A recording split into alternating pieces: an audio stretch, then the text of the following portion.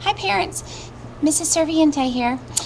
Today we're going to talk about sight words, why they're important, and how you can help your kids learn the very difficult ones at home. I'm going to show you a couple of ways, quick things that you can do with things that you hopefully already have around the house. First of all, what are sight words? Sight words are those small words that are in between other words in books that often don't have any meaning. For instance, this is a sight word, what is a sight word. Actually, all these are part of our sight words. They're the words that don't have any meaning, and when your kids know how to read them quickly, they can recognize them. I tell them a sight word is a word that they should be able to read as quickly as they read their name. I do not want them sounding out sight words, because the whole point of learning your sight words is to become a more fluent reader, so that those little words that don't have any meaning don't hang them up and slow them down when it comes to reading. And that way they can save their decoding skills for the words that do have meaning. Just helps them become a better reader. There are several ways that you can work on sight words at home. The best possible way is by reading our high-frequency books. High-frequency words are another word for sight words, so you can hear them called either. These books, hopefully you have a baggie of them, you're saving them, and you're reading them over and over and over. Reading the sight words in the context of a book is really the very best way, because it's in the context of a book, which is the whole point of learning your sight words.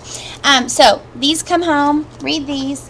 But I was going to show you, and I told the kids that I would post this video to show you a game that you could play with them in order to learn their sight words. Any game board you have. I've got Candyland here. So you could use Chutes and Ladders, any game that they already know, and really basic. You could even draw one on a piece of paper, a little game board. But they like doing these. Candyland, you need a die or a dice. 2 dice would be preferable. And some dots, some little label dots. What you're going to do is you're going to write a word, a sight word on a dot, and you're going to stick it on the dice. Let's say it's we. We are down to about our last 10 sight words, and they're difficult, and it seems like they all start with a W. They have a hard time with, or a T, knowing the difference between what and where, and then the difference between this and that. So it's hard, but all you do is you use the little label, the little dot label to write a word on, and you can cover up and each side of the dice. I like using dice when learning new information with kindergartners, because there's only 6. There's 6 sides, and you're not going to have more than 6 new pieces of information. It's a nice manageable number, and they don't get overwhelmed. If you don't have a die or dice, then you can use a block. I've just used a regular block from our block center and taped a piece of paper to it, and make sure it's really very temporary, because you're gonna change them out.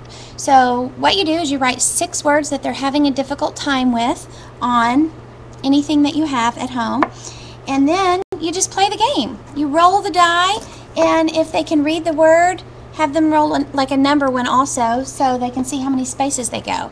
Candyland's good because it's a long game. It's good for them, not as good for you. It's a long game, and they're going to have to see those 6 words over and over and over, because you're going to roll that dice several times before they get to the end. So, and then once they have those words mastered, switch out the words and use a different one, maybe a different game board. That's quick and easy. Hopefully it's stuff that you already have at your house. Another very quick way to practice the sight words is tic-tac-toe.